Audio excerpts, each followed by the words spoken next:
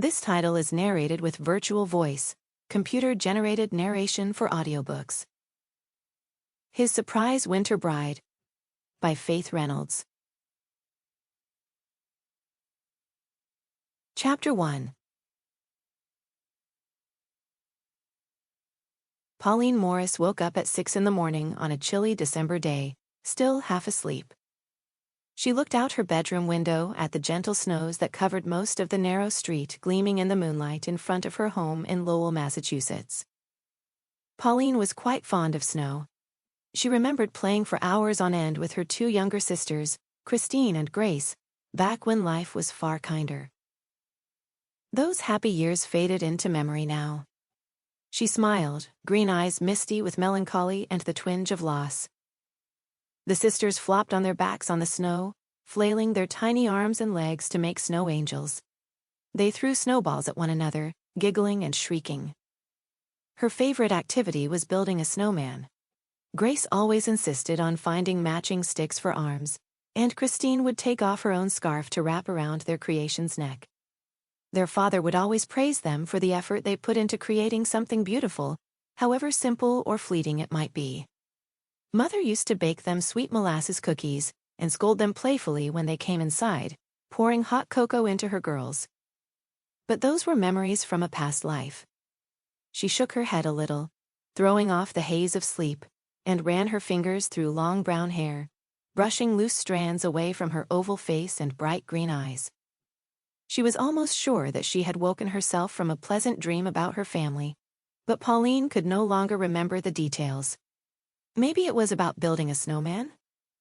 Pauline prepared for the grueling day that awaited her at the Lowell textile mill, where she had worked since she was 14 years old, since her mother, father, and two sisters died tragically when the tenement that they were living in collapsed. She was out buying groceries that fateful afternoon. Lucky, they called me. I'm not so sure. It was not easy living alone without them. She missed her family every day, an ache she would carry forever. Every night she dreamed of them. But lately she'd been forgetting her dreams, perhaps because it hurt too much to remember. She wasn't technically living alone. Some of her female workmates had decided to share this cramped rental lodging with her, since affording her very own place on her wage was preposterous, delusional even. Mary, Charlotte, and Dottie were kind enough. Simple girls with good hearts, but Pauline never really connected with them. They were simply her workmates. Girls she could break bread with in the morning, walk back home from work in the evening, but not much else. The company was nice though, and the girls in the mill enjoyed having Pauline around. In front of others, she was a lively person, able to mask the pain in her heart with a smile and a joke. Always finding the fun in their bleak, long days of grueling work, often with a witty comment during otherwise tedious hours. She was smart and likable.